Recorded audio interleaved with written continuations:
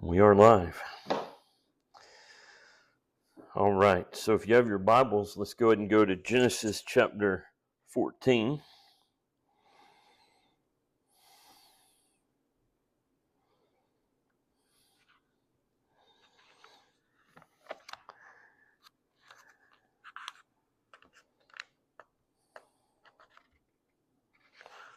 We'll read for our text, beginning of verse 1 and going down to verse 16.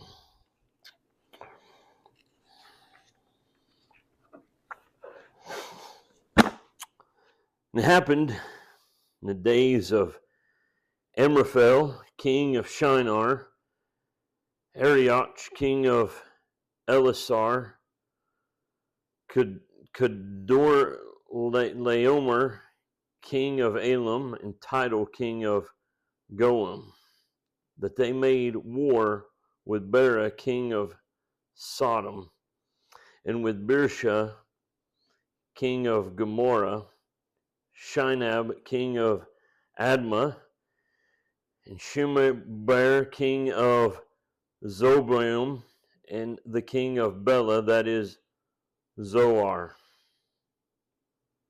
And these came as allies to the valley of Siddim, that is the Salt Sea. Now for 12 years they had served Kedorlaomer, but the 13th year they rebelled. So in the 14th year, Kedorlaomer and the kings that were with him came and struck the Rephaim in Ashtaroth Carnaim, and the Zuzim in Ham, and the Emim in Shavah Kiriathaim, and the Horites in their Mount Seir, as far as El Paran, which is by the wilderness. Then they turned back and came to En Mishpat, that is Kadesh, and they struck all the country of the Amalekites, and also of the Amorites who were living in Hazazon Tamar. The king of Sodom, and the king of Gomorrah, and the king of Admah, and the king of Zeboim, and the king of Bela, that is Zoar, came out, and they arranged themselves for battle against them in the valley of Siddim, against Kedorlaomer, king of Elam, and Tidal, king of Goim, and Amraphel, king of Shinar, and Arioch, king of Elasar, 4 kings against 5. Now the valley of Siddim was full of tar pits, and the kings of Sodom and Gomorrah fled, and they fell into them. But those who remained behind fled to the hill country. Then they took all the possessions of Sodom and Gomorrah and all their food supply and departed. Now watch this. They also took Lot. Verse 12 says, they also took Lot, Abram's nephew, and his possessions, and departed. Now he was living in Sodom. Then a fugitive came and told Abram the Hebrew. Now he was dwelling by the oaks of Mamre the Amorite, brother of Eshcol, and brother of Aner, and these were in a covenant with Abram.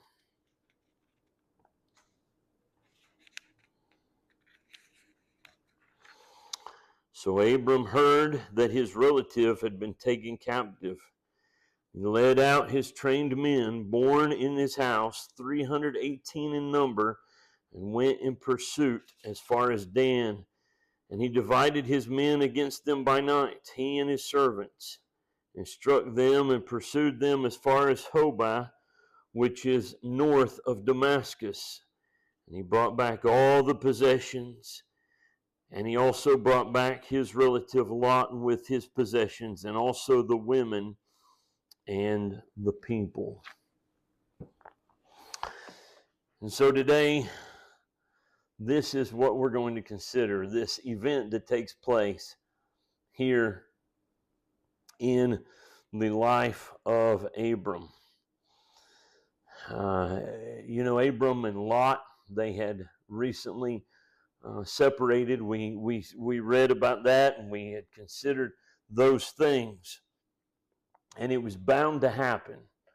Even though Abram and Lot were presumably kind of minding their own business and trying to make a living of their own, they got caught up in this terrible war that was going on.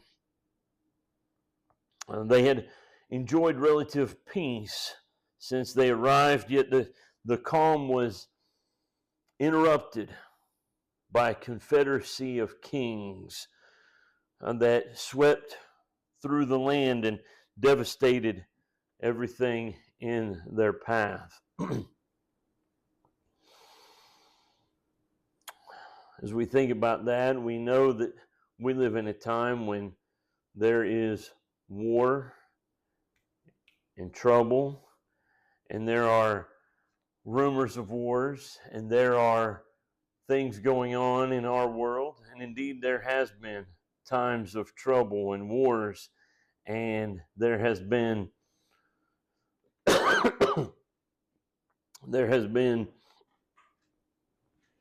kings and certainly kingdoms that have gone to war with each other for thousands of years. This has been ongoing. There's not going to be any peace in this world until Christ comes.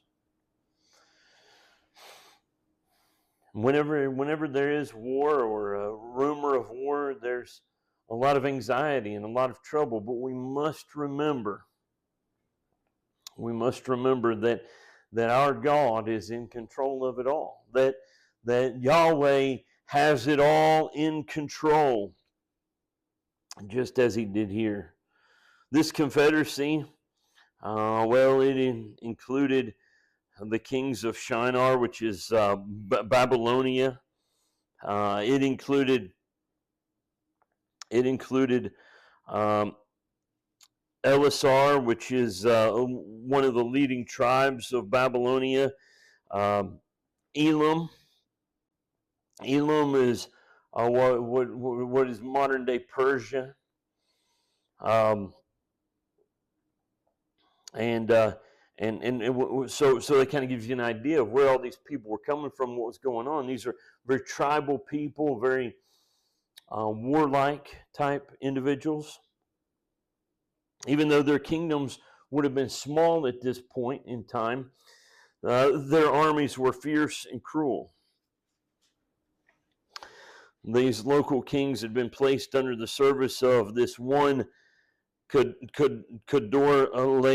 king of Elam, and for about 12 years, it seems, the city-states in and around the Jordanian Plain and southern Dead Sea or Salt Sea, this confederacy had been formed, and Sodom, Gomorrah, Admah, Zeboim, Zoar, all these places that we read about.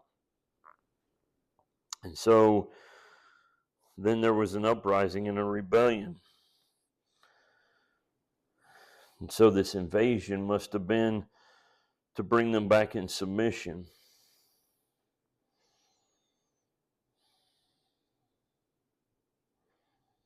As we read about this and kind of try to follow along in the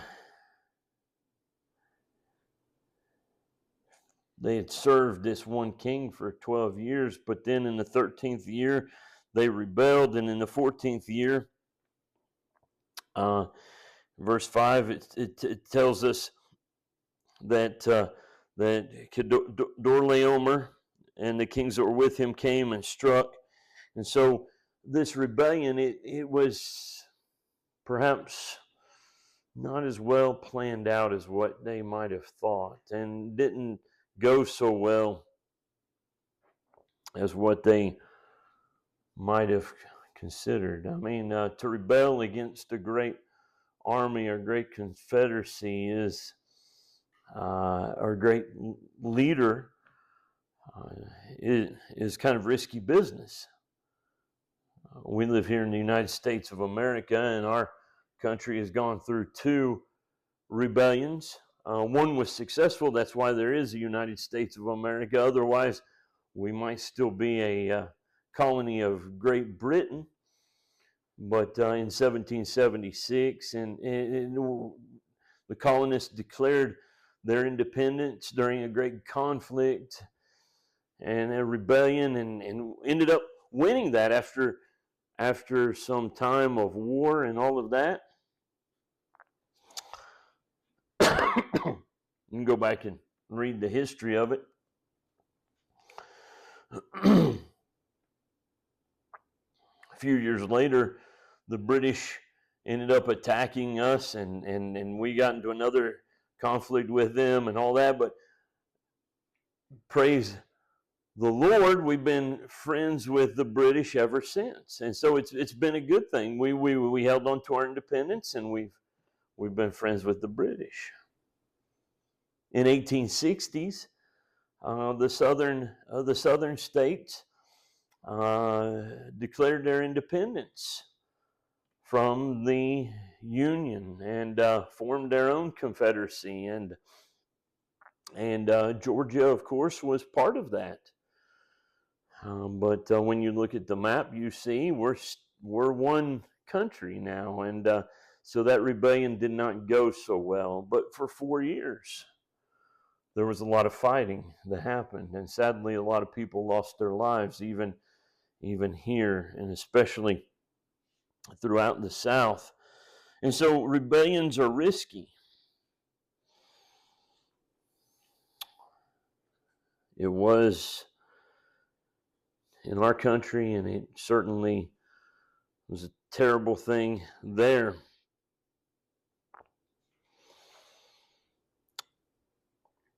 They may not have had the same kind of firepower like what the soldiers did here. I'm saying there wasn't maybe cannons and muskets and things like that, like what our ancestors had when they fought here. But I'll tell you what they did have.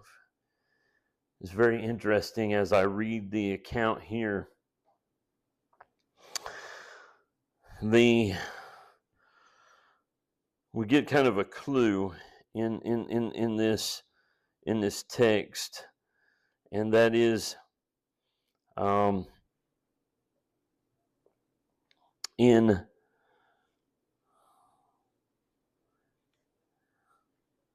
the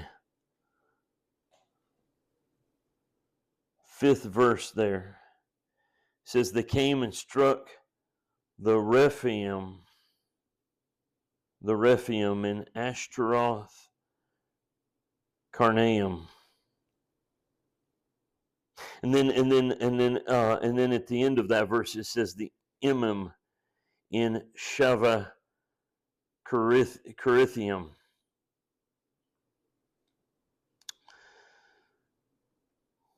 The Emim is a word that means terrible ones. Terrible ones. It's very possibly, if you go back to you go over to Deuteronomy chapter 2. Deuteronomy chapter 2, we find them mentioned there. Give you an idea of what they were up against and some of the people who were fighting in these battles. Deuteronomy chapter 2 and verse 10.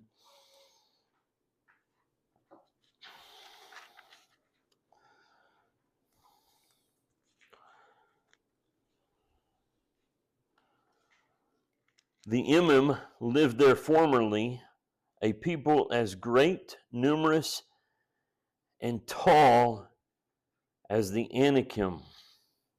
So these were tall people, giants. The passage goes on, like the Anakim, they are also regarded as Rephaim, but the Moabites called them Emim.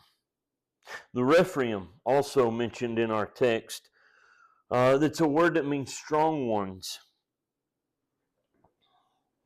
Strong ones. These fellows were fierce fighters, but not only fierce fighters, but also they were giants. And yes, we are talking about giants once again. Now, in the land that Yahweh gave to Abram, the land of Canaan, there were giants. In fact, in Numbers chapter 13 and verse 33, when the spies later when the children of Israel were checking out the land after they had been in Egypt and all those things, then they came back and they sent spies into the promised land. And well, what was the report that came back? Well, in Numbers chapter 13 and verse 33, they said, there also we saw the Nephilim. Now remember, that's a word that we haven't seen since Genesis chapter 6. But there we saw the Nephilim. The sons of Anak are part of the Nephilim. And we became like grasshoppers in our own sight. And so we were in their sight. And so the report that came from the spies, they used the same word that we saw in Genesis chapter 6 and verse 4, right before the flood. When the Bible says the Nephilim were in the earth in those days, and also afterward, when the sons of God came into the daughters of men, they bore children to them. They were the mighty men who were of old, men of renown.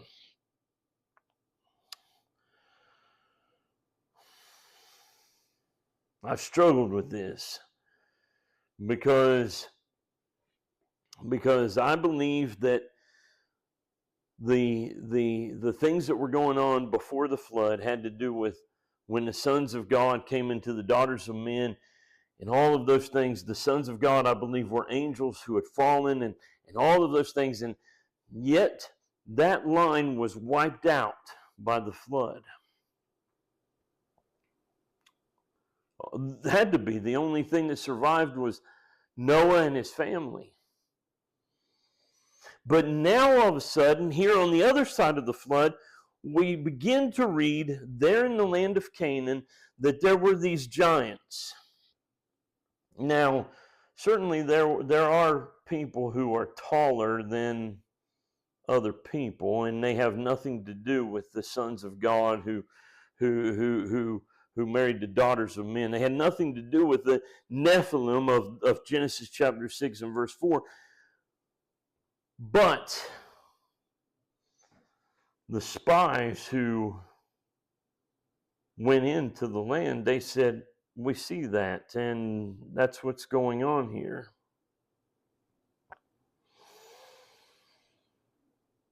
It's very possible that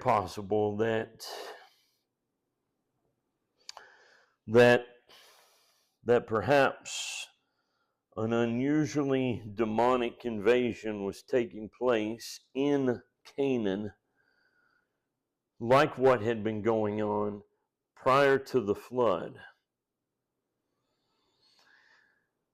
And this may explain why Yahweh God would later tell Joshua and Moses to utterly annihilate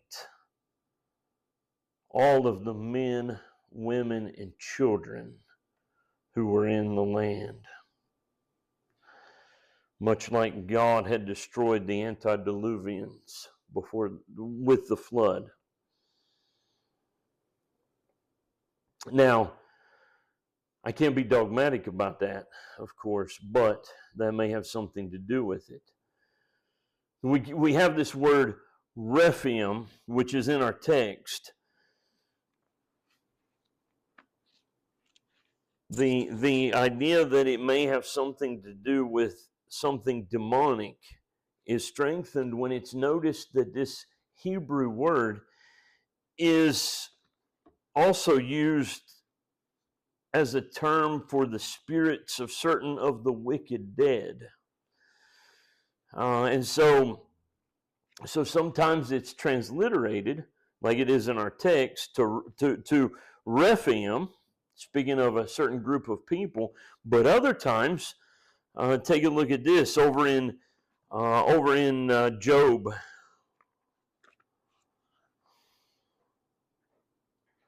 Chapter 26.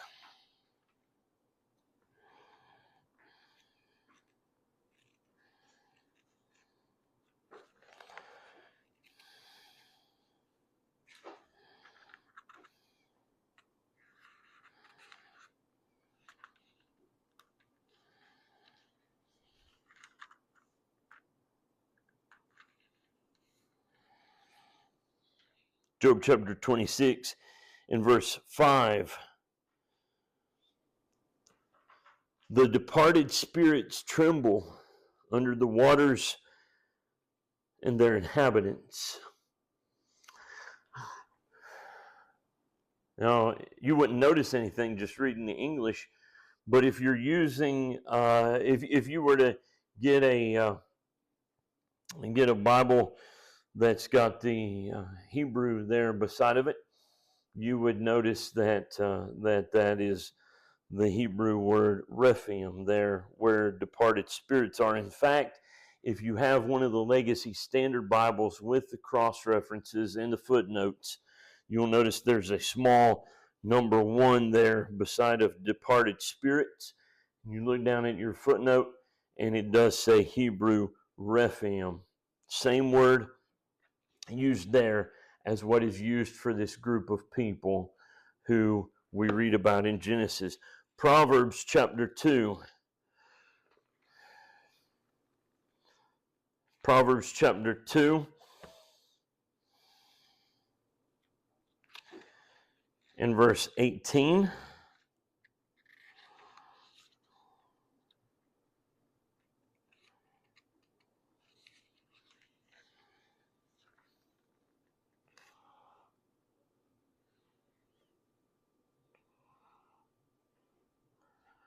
For her house sinks down to death, and her tracks descend to the dead, or the departed spirits, or the Rephaim, same Hebrew word.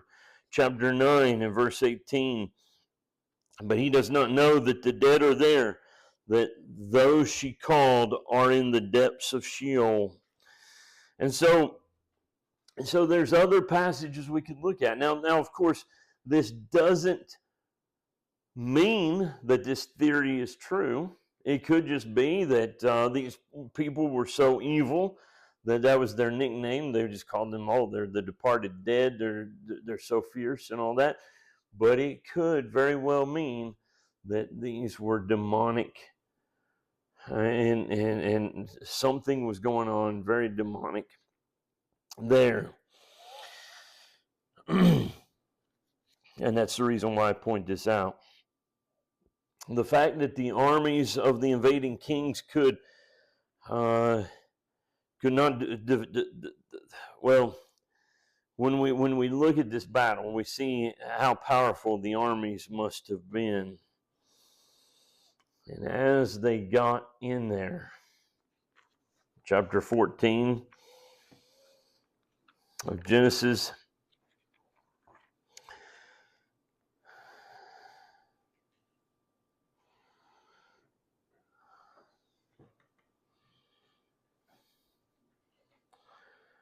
it says in verse 11, and they took all the possessions of Sodom and Gomorrah and all their food supply and departed. So like what happens in war today, so it is. So it's always been. And they gathered the spoils of war, but also in verse 12, they also took Lot, Abram's nephew, and his possessions and departed. Now he was living in Sodom. So here he was in Sodom. They were at war with Sodom. He was a rich man. He had lots of possessions. they said, he must be important. He's got a lot of stuff. We're going to take him. So he became a casualty of war. Now, he wasn't killed. He was just captured. Him and his family and all his possessions.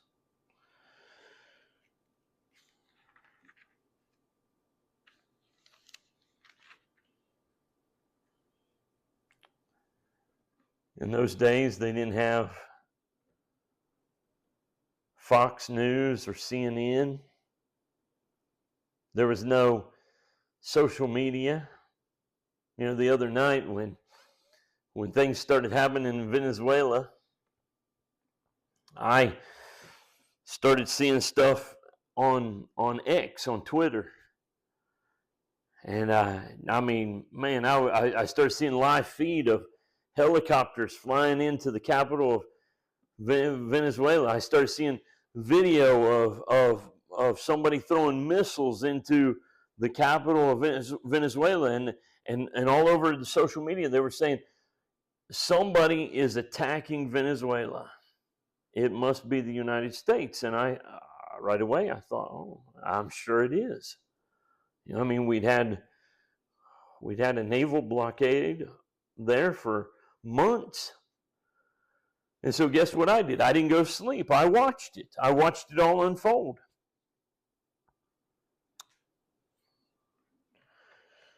I think probably the first war that ever happened that we were able to watch anything happen like that was probably Desert Storm, or when George H.W. Bush and all them started bombing Iraq, and CNN was there, and we were able to see it live on TV. And I mean, it was a big deal. I was probably 10 or 11 years old then.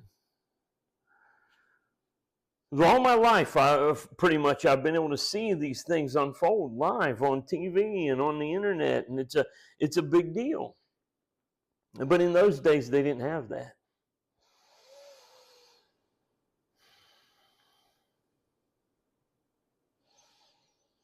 But a fugitive came. A fugitive, someone who was caught up in this and escaped. Maybe Lot said, go tell Abram. Maybe he knew about Abram. And somebody new moving into town, and you know, if you're curious, you're going to say, man, where did you come from? How did you get all these possessions and all that? Anyway, somehow they knew the connection. And so a fugitive came and ran to Abram. Told Abram the Hebrew. Now, this is the first time that you'll find the term Hebrew associated with Abram. This is to distinguish him from the other people of Canaan.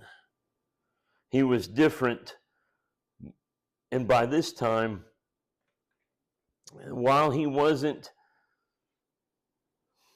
there was no nation of Israel yet. There was no nation of the Hebrews. There was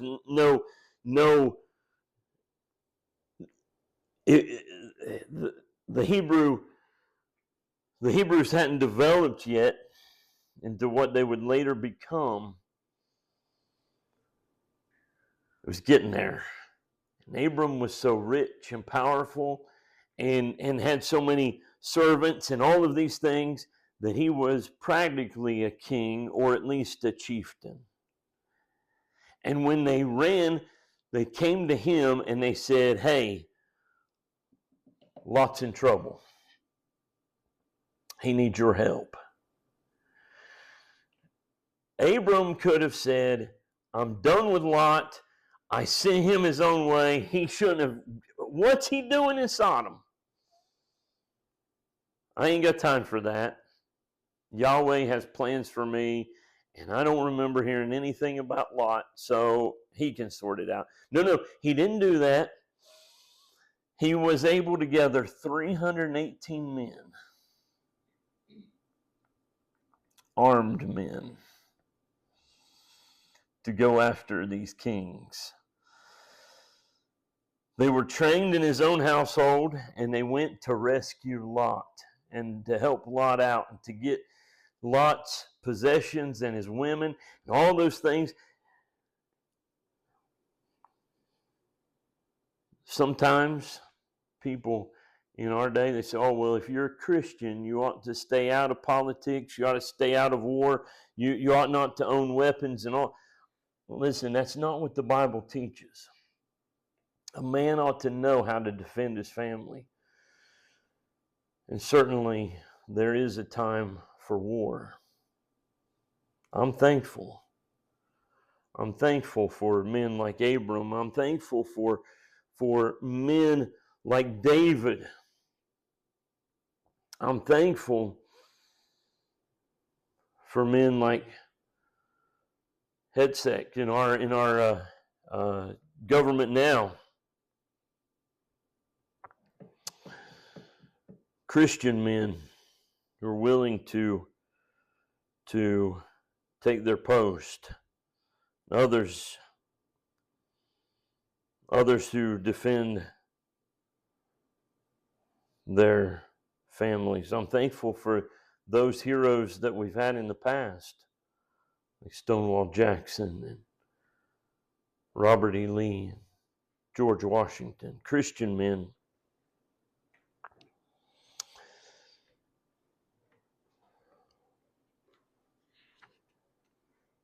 So we see Abram's character as he without hesitation, he gathers up what he needs to do. He gathers this small army of 318, arms them, and goes to take care of business, but also consider his faith.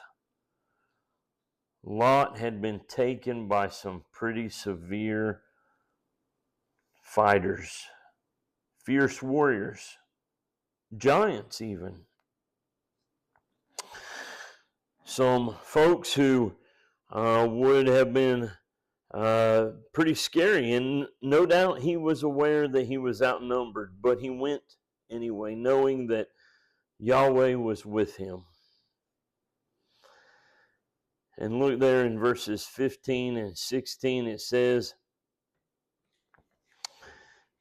here in our text in chapter 14, and he divided his men against them by night, he and his servants, and struck them and pursued them as far as Hobah, which is north of Damascus. And he brought back all the possessions, and he also brought back his relative Lot with his possessions, and also the women and the people. Abram didn't have a book to follow. He didn't have an army manual to go by. He didn't have a lot of examples to use like what we've got at this point. But he had his greatest weapon, and that is his mind. And the Lord was with him. And God gives us common sense, and so he went under cover of darkness. He divided up his men, and he attacked at all directions at once. And this group that had thought they were so mighty, well, they become demoralized and fled, but Abram chased them all the way to north of Damascus. And he was able to bring Lot home, as well as all his possessions and the women and the people. I don't believe that anybody was left behind. No doubt this would have been a surprise not only to the armies, but also the captives, who figured that there would have been no hope for them. When you read through the Bible and you come to these, and there are others, whether it's Abram against this bunch of this army, or Gideon's 300 against 135,000, the Midianites in Judges 6, or David against Goliath, or whatever it is. Number one, who said the Bible is a boring book? Someone that ain't never read it. But number two, all the praise goes to our God. And I'm thankful. I'm thankful that these passages are recorded for us, that we can rejoice and we can thank God for such good examples. But we see the hand of God as He worked in and through these men.